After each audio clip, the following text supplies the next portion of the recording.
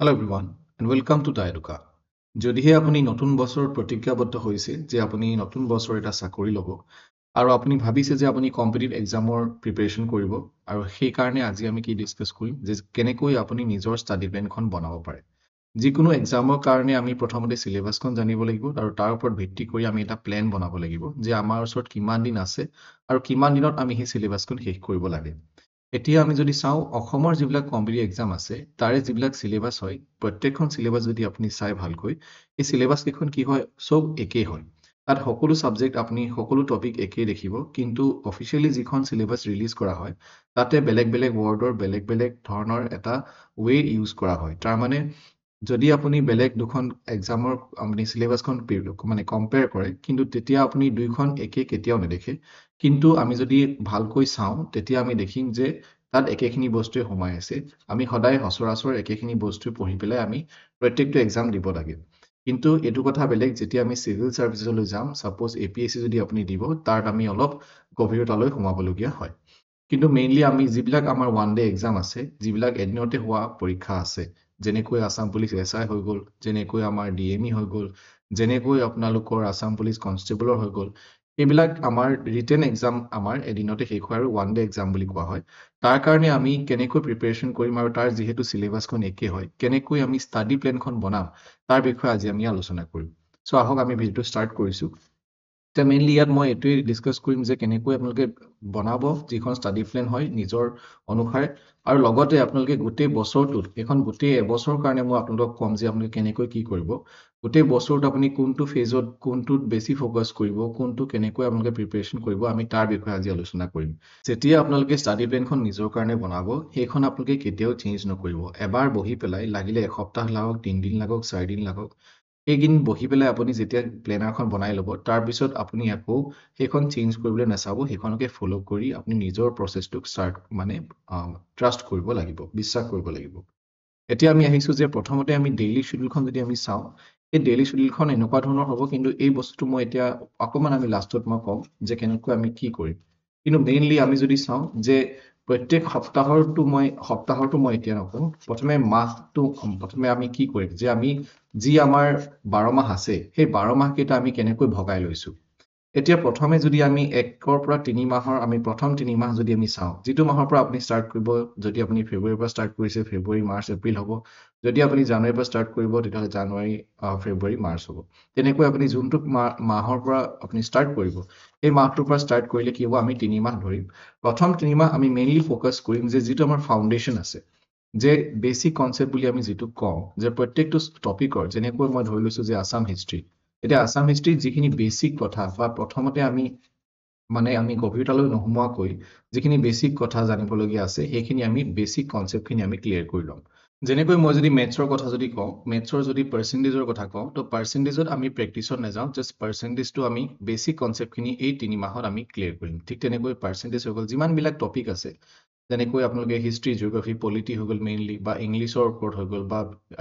Quantitative aptitude আৰু reasoning হৈ গ'ল, এই গোটেইখিনি বস্তুৰ বেচিক কনচেপ্টখিনি আমি 3 মাহত আমি শেষ কৰিম। আপোনালোকে এনেকৈ ভাগ কৰি ল'ব পাৰে 3টা সময়, যে আপোনালোকৰ প্ৰত্যেকটো দিনৰ 3টা সময় এনেকৈ ভাগ কৰি ল'ব।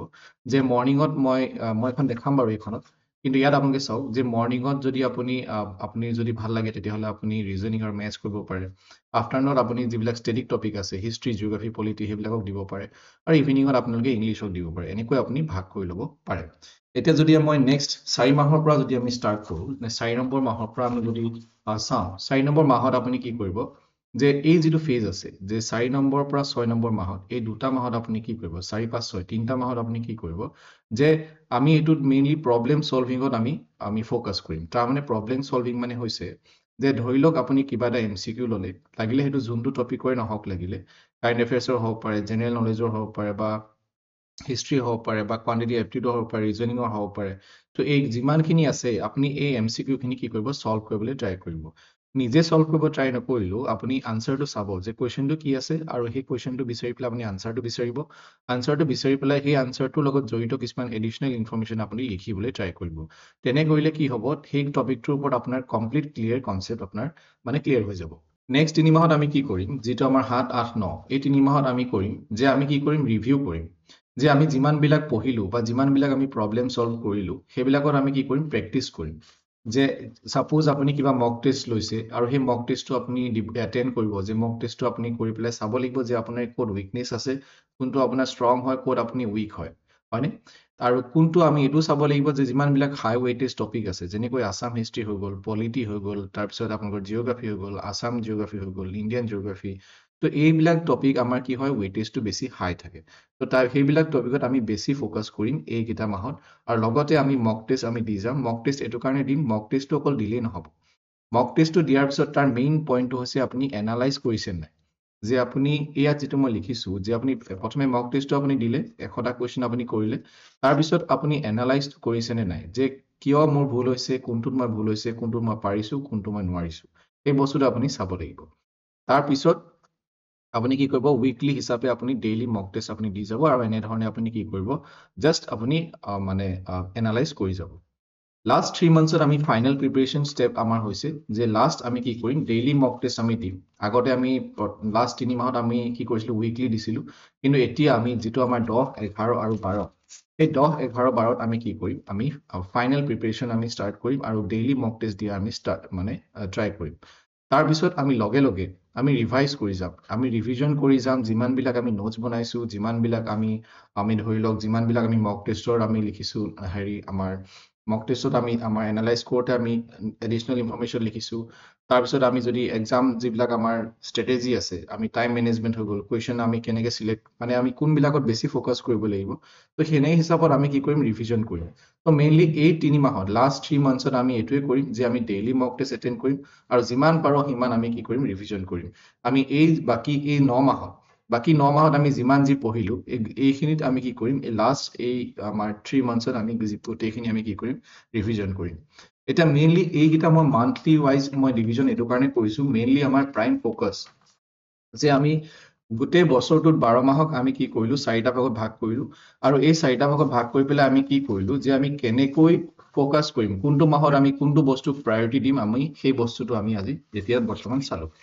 এতিয়া আমি চাওঁ যদি আপোনালোকে ডেইলি যিখন শ্বেডিউল বনাব ডেইলি আপোনালোকে ছাপ'জ এমাহৰ কাৰণে বনাব এইখন চাই ল'ব যে কোনটো মাহত আপুনি কি ফ'কাছ কৰিছে তাৰ ওপৰত বেছ কৰি পেলাই আপুনি কি কৰিব আপুনি ডেইলি শ্বেডিউলখন বনাব এতিয়া আপুনি ডেইলি শ্বেডিউলখন এনেকৈ বনাব পাৰে ধৰি লওক আপুনি 5 বজাৰ পৰা 6 বজাত আপুনি কি কৰিলে মৰ্ণিং শুই উঠি পেলাই 5 বজাত শুই উঠি 5টাৰ পৰা 6টালৈকে আপুনি এক্সাৰচাইজ কৰিলে বা আপুনি ব্ৰেকফাষ্ট কৰিলে বা প্ৰিপাৰেশ্যন কৰিলে মানে নিজৰ যি যাৱতীয় কাম আছে এইবিলাক কৰিলে 6টাৰ পৰা 7টালৈকে আপুনি প্ৰথমটো ষ্টাডি ছেশ্যন হ'ব তাৰপিছত আপুনি মেইনলি যিবিলাক আমাৰ বেছি ৱেইটেজ থকা ছাবজেক্ট আছে সেইবিলাকত ফ'কাছ কৰিব তাৰপিছত 7:30টাৰ পৰা 8টালৈকে আপুনি এটা ব্ৰেক ল'ব পাৰে আধা ঘণ্টা 8টাৰ পৰা 9টালৈকে আকৌ 1.5 ঘণ্টা ইয়াত আমি 1.5 ঘণ্টা কৰিলোঁ আকৌ ইয়াত আমি 1.5 ঘণ্টা নেক্সট নম্বৰ 2 নম্বৰ ষ্টাডি ছেশ্যনটো ষ্টাৰ্ট হ'ব তাত আমি কি কৰিম যে আমি যিবিলাক ইয়াৰ পাছৰ যিখিনি ছাবজেক্ট আছে সেইবিলাকত ফ'কাছ কৰিম তাৰপিছত 9:30ৰ পৰা আপুনি 10টা বজালৈকে আপুনি ব্ৰেক ল'ব পাৰে এতিয়া চাওক মই যদিও এখন বনাইছোঁ এনেকুৱা নহয় যে আপোনালোকে এনেকেই বনাব আপোনালোকে অলপ চেঞ্জো কৰিব পাৰে জাষ্ট মই এটা দেখাইছোঁ যে ফ্ল'টো কেনেকৈ যাব পাৰে 9:30ৰ পৰা 10টালৈকে আপুনি ব্ৰেক ল'লে 10টাৰ পৰা 11লৈকে আপুনি 3 নম্বৰ ষ্টাডি ছেশ্যন ৰাখিলে ইয়াত আপুনি বেলেগ ছাবজেক্ট পঢ়িলে 11টাৰ পৰা 11:30লৈকে আপুনি কি কৰিলে যে আৰু কিবা এটা লাইট ৰিডিং কৰিলে যেনেকৈ এই সময়টো অলপ আমাৰ কি হয় অলপ দিনৰ ভাগ হয় অলপ কাম কাজ কৰিবলগীয়া হয় বা ঘৰত হুলস্থুল হৈ থাকিব পাৰে তো তেনে পৰিস্থিতি আপুনি অলপ লাইট যেনেকৈ আপুনি কাৰেণ্ট এফেয়াৰ্ছ পঢ়িব পাৰে তো এইবিলাক আপুনি ইয়াত পঢ়িব পাৰে 11:30টাৰ পৰা 2:30টালৈকে আপুনি লাঞ্চ কৰিলে বা নিজৰ যি কাম আছে কৰিলে 2:30টাৰ পৰা 4:00টালৈকে আপুনি মক টেষ্ট প্ৰিপেয়াৰ কৰিলে বা আপুনি MCQ ছল্ভ কৰিলে মক টেষ্ট নহয় একচুৱেলি MCQ ছল্ভ কৰিব হয়নে তাৰপিছত 3:30ৰ পৰা 4টালৈকে আপুনি চাহ খালে কিবা কৰিলে 4টাৰ পৰা 5:30টালৈকে আপুনি নেক্সট ছাজেশ্যনটো হ'ল তাৰপিছত নেক্সট আপুনি 5:30টাৰ পৰা 7টালৈকে আপুনি ফিজিকেল এক্টিভিটি কৰিলে আপুনি দৌৰিব গ'ল নিজৰ হবি যি আছে নিজৰ ভাল লগা কাম কৰিলে 7টাৰ পৰা 8টালৈকে আৰু কিবা আপুনি এঘণ্টা পঢ়িব লাইট ষ্টাডি কৰিব ইংলিছ গ্ৰামাৰ পঢ়িব পাৰে বা আপুনি যিকোনো ধৰণৰ মানে যিটো আপোনাৰ লাইট আপোনাৰ কাৰণে ইজি হয় সেইটো আপুনি পঢ়িব পাৰে 8টাৰ পৰা 9টালৈকে আপুনি ডিনাৰ কৰিলে নিজৰ কিবা বেলেগ কাম কৰিলে 9টাৰ পৰা 10টালৈকে আপুনি কি কৰিব যে প্লেনিং এটা কৰি ল'ব যে নেক্সট ডে আপুনি কি পঢ়িব বা আপুনি সেই দিনটোত কি কি কৰিলে এখন আপুনি এটা লিখি ল'ব পাৰে বা যদি কোনোবাই ডায়েৰী লিখিব পাৰে জাৰ্নেল কৰিব পাৰে তো নিজৰ বস্তুটো আপুনি এটা প্লেন কৰি ল'ব যে কাইলৈ আপুনি কি কৰিব আৰু আপুনি আজিৰ দিনটোত আপুনি কি কি কৰিলে কি আপোনাৰ টাৰ্গেট ফুলফিল হ'ল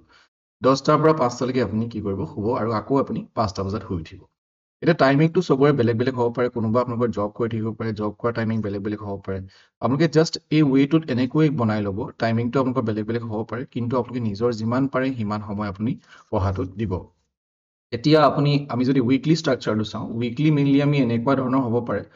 আমি উইকলি ফ'কাছটো আমাৰ এইটো থাকিব যে সাপ্তাহিকভাৱে আমি এইটো ফ'কাছ কৰিব ট্ৰাই কৰিম যে আমি কি কৰিম, ডেইলি প্লেনাৰ যিখন আছে সেইখন আমি ফ'ল' কৰিম। আৰু ছেটাৰডে আৰু ছানডে যে প্ৰত্যেক যিটো উইকেণ্ড থাকিব, যে শনিবাৰ আৰু দেওবাৰে আমি কি কৰিম, আমি যিমানবিলাক আমি মানে টপিক পঢ়িলোঁ সেইবিলাক আমি কি কৰিম, 9টাৰ পৰা 12টালৈকে আমি ৰিভিজন কৰিম। যিমানবিলাক সেই সপ্তাহটোত যিমানবোৰ পঢ়িলোঁ আমি ৰিভিজন কৰিম।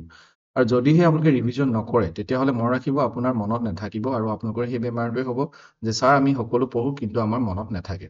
2টাৰ পৰা 5টালৈকে আপুনি কি কৰিব, মক টেষ্ট দিব পাৰে, বা আপোনাৰ এই টাইমিংটো অলপ বেলেগ বেলেগ হ'ব পাৰে চবৰ কাৰণে। মক টেষ্ট দিব পাৰে বা আপোনাৰ বেলেগ কাম কিবা কৰিব পাৰে, যদি MCQ চল্ভ কৰিবলৈ বাকী আছে সেইটো কৰিব পাৰে। সেইখিনি কাম আপুনি শনিবাৰে কৰিব পাৰে, ঠিক আছে।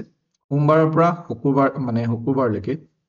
প্লেনাৰখন ফ'ল' কৰিব আৰু শনিবাৰে এইখিনি কাম কৰিব। দেওবাৰে আপুনি যদি কিবা কাম আছে, আপোনাৰ বেলেগ কিবা কাম আছে, আপোনালোকে শনিবাৰটো ইয়ালৈ আনিব পাৰে যে দেওবাৰে